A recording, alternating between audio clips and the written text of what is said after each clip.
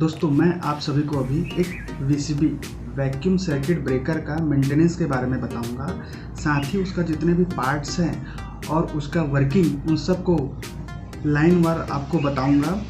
जैसा कि आप देख पा रहे हैं, एक ब्रेकर है जिसका नेम प्लेट 11 किलो वोल्ट का ब्रेकर है। 1250 मतलब 1250 एम्पियर इसका जो करंट कैपेसिटी है। साथ ही इसका जो शॉर्ट सर्किट ब्रेकिंग कैपेसिटी है वो 26.3 किलो एम्पियर का है।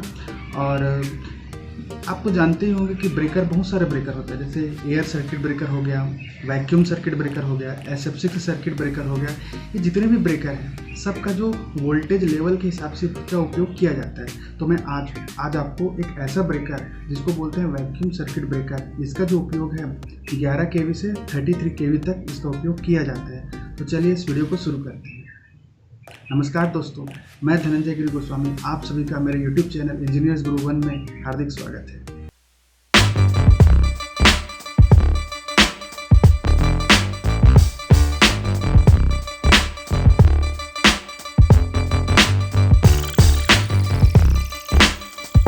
अब दोस्तों हम अपने ब्रेकर को रेक आउट करेंगे। तो इससे पहले आप देख पा रहे हैं जो लॉक्ड में था उसको अब फ्री पोजीशन में रखते हैं। जो नोब देखे उसको हमने फ्री में रखा, उसके बाद हम रेक आउट करते हैं। अब हैंडल को हम जो रेक आउट जो पोजीशन है वहाँ पर हम अपने हैंडल को लगाते हैं। उसके बाद रेक आउट करने हैं तो हम एंटी क्लॉकवाइज घुमाएंगे अपने हैंडल को। क्यों? क्योंकि वहाँ पर मार्किंग था, यदि हम रेक आउट करेंगे तो एंटी क्लॉकवाइज और रैकिंग करना है तो क्लॉकवाइज घुमाएंगे। उसके बाद हम अपने ब्रेकर को बाहर की ओर आहिस्ते से निकालते हैं। पूरा रेक आउट होने के बाद यहाँ पर पूरा सेफ्टी प्रोसीजर को अपनाना पड़ता है दोस्तों।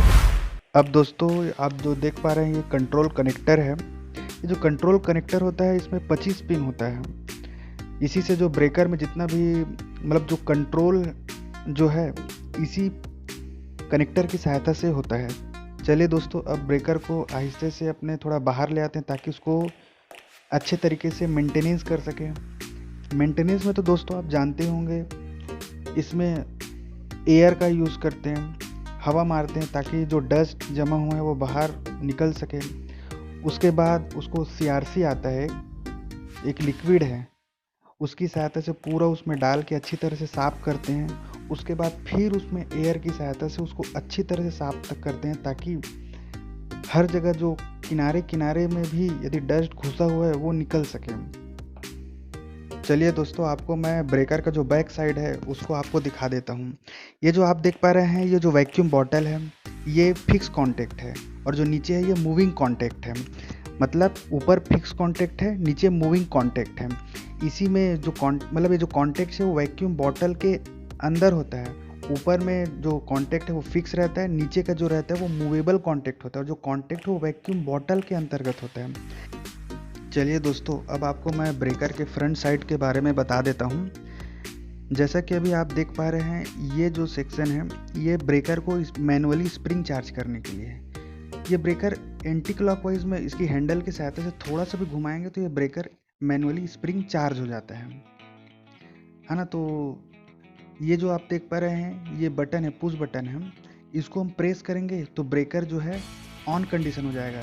जब स्प्रिंग चार्ज रहेगा तो इसको जब प्रेस करेंगे तो मैनुअली जो हमारा ब्रेकर है वो ऑन कंडीशन में चला जाएगा।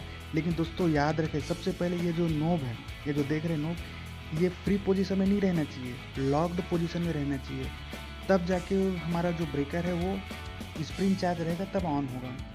मेंटेनेंस के दौरान इसको फ्री कंडीशन में रखते हैं। ये जो आप इंडिकेशन को आप देख भी पा रहे हैं, लॉक्ड पोजीशन, फ्री पोजीशन, है ना। तो दोस्तों जब ब्रेकर को चालू करेंगे तो ये लॉक्ड पोजीशन में रहना चाहिए। दोस्तों अब आप देख पा रहे हैं ये जो दिखाता है ये फ्लैग है, ब्रेकर जो ऑन कंडीशन में है, ऑफ कंडीशन में है, इसको यहीं से हम देख सकते हैं। मतलब ब्रेकर यदि चालू होगा या बंद होगा तो ऑन या ऑफ का वहाँ पर इंडिकेशन शो करेगा। अब दोस्तों मैं आपको दिखाना चाहूँगा कि ये जो है स्प्रिंग करके जो लिखा है, यदि चार्ज रहेगा स्प्रिंग तो चार्ज्ड लिखा रहेगा, यदि स्प्रिंग डिस्चार्ज कंडीशन में रहेगा तो डिस्चार्ज लिखा रहेगा। मतलब सामने से हम देख के जान सकते हैं कि हमारा जो ब्रेकर है वो स्प्रिंग चार्ज्ड है कि अनचार्ज्ड है। ये जो देख रहे हैं दोस्तों ये पुश बटन है, वो ब्रेकर को ऑफ करने का है मैनुअली। इसको हम प्रेस कर देंगे तो ब्रेकर यदि ऑन कंडीशन में रहेगा तो वो मैनुअली ऑफ हो जाएगा दोस्तों। तो ये सब है दोस्तों ब्रेकर के बारे में पूरा कंप्लीट इन्फॉर्मेशन। ये जो देख रहे हैं यहाँ पर हैंडल डाल के हम ब्रेकर को रेक इन करेंगे और रेक आउट करेंगे। रेक आउट करना है तो एंटी क्लॉकवाइज, रेक इन करना है तो क्लॉकवाइज डायरेक्शन में हैंडल को घुमाते हैं। अब दोस्तों ये जो देख रहे हैं ये कनेक्टर के लिए, कंट्रोल कनेक्टर के लिए, इसको हम लगाएंगे तो हमारा ब्रेकर जो है कंट्रोल होगा। इसको हम DCS से भी कंट्रोल कर सकते हैं। ये हो गया दोस्तों ब्रेकर के पूरे बाहर के बारे में इंफॉर्मेशन कि अपने को क्या करना है। अब दोस्तों हम ब्रेकर का मेंटेनेंस करेंगे तो इसके जो बाहर का जो कवर है उसको निकाल लेते हैं। कवर को निकालने के बाद जो वैक्यूम सर्किट ब्रेकर है उसके पूरे अंदर का मैकेनिज्म को हम देख सकते हैं। इसमें पूरा बहुत लॉन्ग टर्म हो जाता है तो इसमें पूरा डस्ट अंदर तक घुस जाता है, क्योंकि इसका जो IP है, जो इंक्रीज प्रोटेक्शन है, वो उतना ज़्यादा नहीं होता। ये आप देख रहे हैं पूरा मैकेनिज्म है ये, तो ये पूरा अंदर का मैकेनिज्म है दोस्तों। आपको मैं इसके हर पार्ट्स के बारे में बताऊंगा। ये जो है ये क्लोजिंग है और ये ट्रिपिंग स्प्रिंग है। ये पूरा ब्रेकर के अंदर का मैकेनिज्म है। ये मोटर है दोस्तों। ये ब्रेकर जो है मोटराइज्ड है, मतलब स्प्रिंग चार्ज करने के लिए मोटर का यूज़ किया गया है। ये एक यूनिवर्सल मोटर होता है। ये मोटर का नेम प्लेट है दोस्तों। जैसे कि आप देख पा रहे हैं 230 वोल्ट AC DC में ये काम करेगा। ये एक यूनिवर्सल मोटर होता है दोस्तों, मतलब ये कम्यूटेटेड सीरीज माउंट मोटर होता है जो AC और DC दोनों सप्लाई में काम करता है। अब दोस्तों ये जो नीचे साइड देखेंगे इधर क्लोजिंग बफर होता है और ऊपर साइड ओपनिंग बफर होता है। क्लोजिंग बफर थोड़ा मोटा होता है, थिक होता है, और ओपनिंग बफर थोड़ा पतला होता है, जैसे कि आप देख पा रहे हैं फोटो में। ये जो ओपनिंग और क्लोजिंग बफर है इसको भी मेंटेनेंस के दौरान देखना पड़ता है। यदि डैमेज रहता है तो इसको भी चेंज करना पड़ता है। तो ये जो नीचे है यहाँ पर आपका क्लोजिंग बफर है और ऊपर साइड आपका ओपनिंग बफर होता है। आपको दिखाता हूँ, देखिए लोकेशन। हाँ, यहाँ पर आपका ओपनिंग बफर होता है, आप जो देख पा रहे हैं दोस्तों। मैं इतनी दिखा पा रहा हूँ आपको। ये जो देख रहे हैं आप, ये ओपनिंग बफर है। तो इसको भी मेंटेनेंस के दौरान ध्यान रखना पड़ता है कि क्लोजिंग और ओपनिंग बफर का कंडीशन क्या है दोस्तों। ये मोटर है दोस्तों। आपको मैं जैसे पहले ही बताया कि ये ब्रेकर मोटराइज्ड ब्रेकर है। ये मोटराइज्ड ब्रेकर है तो यहाँ पर एक लिमिट स्विच भी यूज होता है। जैसे मोटर चालू हुआ तो हमारा जो ब्रेकर का स्प्रिंग चार्ज होगा, उसके बाद जो लिमिट स्विच है उसकी सहायता से मोटर ऑफ हो जाता है जब ब्रेकर पूरी तरह उसका स्प्रिंग चार्ज हो जाता है।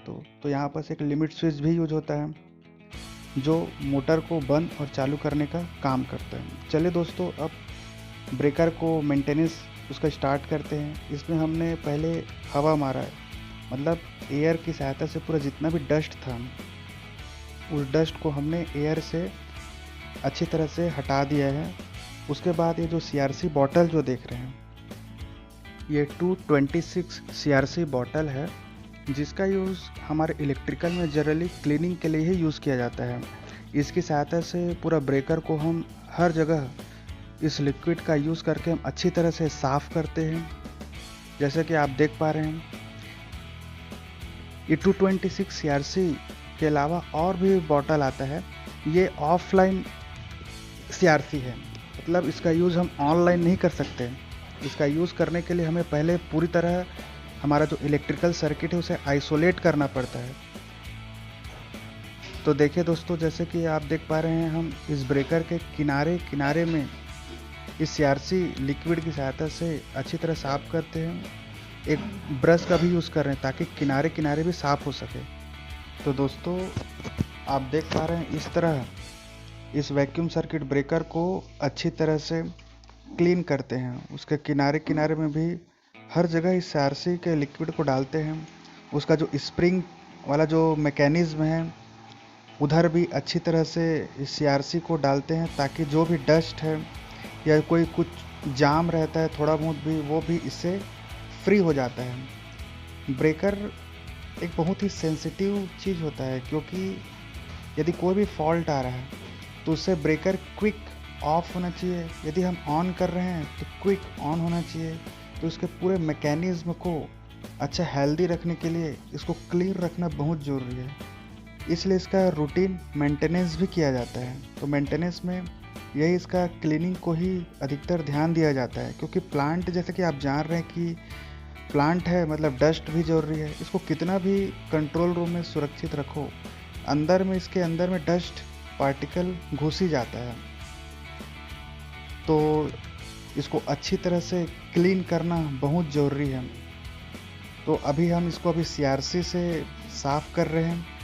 उसके बाद इसको एयर की सहायता से और अच्छी तरह से साफ़ करेंगे। मतलब पहले एयर से साफ़ करेंगे, उसके बाद इस CRC लिक्विड का यूज़ करेंगे, उसके बाद फिर एयर से अच्छी तरह से साफ़ कर लेंगे ताकि हमारा ब्रेकर स्मूथ वर्क करे। अब दोस्तों, वैक्यूम सर्किट ब्रेकर में 2 कॉइल होता है, एक होता है क्लोजिंग कॉइल और दूसरा होता है ट्रिपिंग कॉइल। क्लोजिंग कॉइल का उपयोग ब्रेकर को क्लोज करने के लिए किया जाता है और ट्रिपिंग कॉइल का उपयोग ब्रेकर को ट्रिप कराने के लिए मतलब ऑफ कराने के लिए इसका यूज़ किया जाता है। तो मेंटेनेंस के दौरान इस क्लोजिंग कॉइल और ट्रिपिंग कॉइल का जो कंडीशन के बारे में भी चेक किया जाता है। तो उसका हम रेजिस्टेंस चेक कर लेते हैं। यदि उसका रेजिस्टेंस उसके नेम प्लेट में लिखा हुआ रहता है तो उसके आसपास उसका रेजिस्टेंस आना चाहिए दोस्तों। अब ब्रेकर को ऑन और ऑफ करके देख लेते हैं दोस्तों। चलिए ब्रेकर को ऑन करते हैं और ऑन हो गया। अभी ऑन किए, अब ब्रेकर को ऑफ करके देखते हैं। स्प्रिंग चार्ज दिखा रहा है और यहाँ फ्लैग में देखिए ऑन दिखा रहा है। अब ब्रेकर को ऑफ करते हैं, अब ऑफ दिखा रहा है। अब ब्रेकर हमारा ऑफ हो गया और स्प्रिंग डिस्चार्ज हो गया। यदि ब्रेकर को मैनुअली फिर यदि हमें चालू करना है तो मैनुअली फिर हमें स्प्रिंग को चार्ज करना पड़ेगा, फिर उसके बाद हम उसको ऑन ऑफ कर सकते हैं। अब दोस्तों हमारा ब्रेकर का मेंटेनेंस हो चुका है। अब ब्रेकर को हम सर्विस पोजीशन में ले जाकर रख देंगे। आप तो जानते हो कि टेस्ट पोजीशन होता है, सर्विस पोजीशन होता है। तो ब्रेकर को मेंटेनेंस किए तो अभी तो टेस्ट पोजीशन में रहेगा।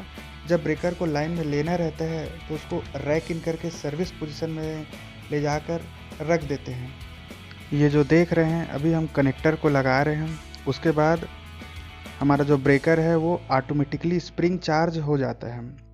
अब इसको अपन सर्विस पोजीशन में ले जाकर रख देंगे। अब इसको अपन ब्रेकर अभी ऑफ कंडीशन में रहेगा। जब ब्रेकर को हम क्लोज करेंगे तो ऑन रहेगा। ये पूरे इंडिकेशन में हम ब्रेकर के बारे में जान सकते हैं। ब्रेकर अभी ऑफ है, ग्रीन जल रहा है, ब्रेकर ऑन होगा तब रेड जलेगा। स्प्रिंग जब चार्ज कंडीशन में तो जो ब्लू कलर का लाइट है वो जल रहा है। जब ये सर्विस पोजीशन में रहेगा तब वाइट कलर का लाइट जलता है। तो ये हुआ दोस्तों ब्रेकर का पूरा मेंटेनेंस। तो दोस्तों अभी इस वीडियो में आपने देखा कि एक जो वैक्यूम सर्किट ब्रेकर है उसका मेंटेनेंस कैसे किया जाता है, साथ ही उसके कितने पार्ट्स होते हैं और उसके जितने भी पार्ट्स हैं उनके वर्किंग के बारे में मैंने बताया है। अब दोस्तों जो नेक्स्ट वीडियो होगा उसमें मैं आपको बताऊंगा कि इस VCB का टेस्टिंग कैसे किया जाता है। जैसे मेगा टेस्ट हो गया, इसमें CRM टेस्ट होता है, टाइम टेस्ट होता है, वैक्यूम बॉटल है उसमें टेस्टिंग होता है। तो इन सब चीज़ के बारे में बताऊंगा मैं। तो आप मेरे YouTube चैनल इंजीनियर्स गुरु 1 के साथ आप बने रहिए। मेरे चैनल को सब्सक्राइब कर लीजिए, इस वीडियो को लाइक कीजिए और ज़्यादा से ज़्यादा शेयर कीजिए। धन्यवाद। जय हिंद।